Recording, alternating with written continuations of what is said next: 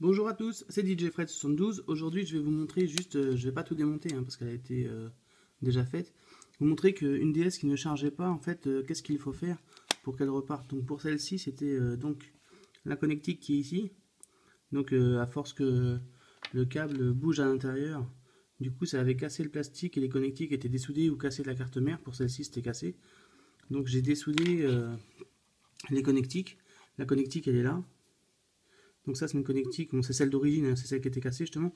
Celle qui est dessus, je l'ai achetée sur eBay, donc ça coûte pas bien cher et elle arrive neuve et du coup elle est plus propre et on peut repartir sur une bonne base.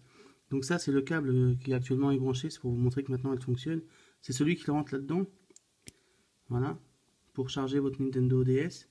Et du coup le plastique souvent il casse et voilà quoi, ça charge plus du tout. Mais ça peut aussi endommager la connectique à l'intérieur. Donc le plastique il est écrasé et du coup les deux sont à changer, ce qui n'est pas agréable. Donc du coup là-dessus maintenant, là vous voyez que cette connectique là elle est neuve. Je vais faire une petite mise au point. Tac. Voilà, là vous voyez bien. Et du coup maintenant quand je la branche,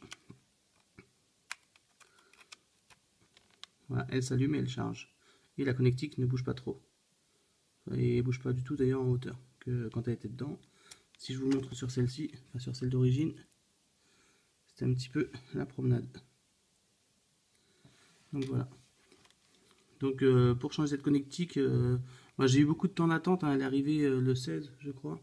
Donc à peu près 2 semaines d'attente. La connectique étant arrivée, du coup je l'ai changée, donc ça pour le faire. Démontage de la console et souder la pâte, il y en a pour, en allant doucement, calmement pendant son temps. Il faut mettre une petite demi-heure pour le faire. Mais sinon ça se fait bien. Donc maintenant, voilà, elle doit être pleine parce que je l'ai chargée du coup toute la nuit. Donc ouais, elle est pleine. Donc elle charge bien, il n'y a pas de souci. Voilà. Voilà, c'est un reset. Voilà. Donc c'était pour vous montrer ça. Pas la peine de changer de console pour une connectique. La connectique de mémoire, elle doit coûter moins de 5 € sur eBay en neuve. Donc moi j'en ai pris d'autres au cas où pour les miennes, enfin pour celles des enfants. Mais on a déjà celle-là, elle est faite et du coup ça fonctionne. Donc voilà, ça charge. Donc après, ça peut aussi venir, si ça a duré trop longtemps, je vous dis, il faut peut-être changer le cordon avec. Voilà, celui-là, il n'est pas vieux, donc il fonctionne très bien, il n'est pas écrasé. Donc, je m'en sers surtout pour tester les consoles. Là, vu que la connectique est neuve, ça se passe bien.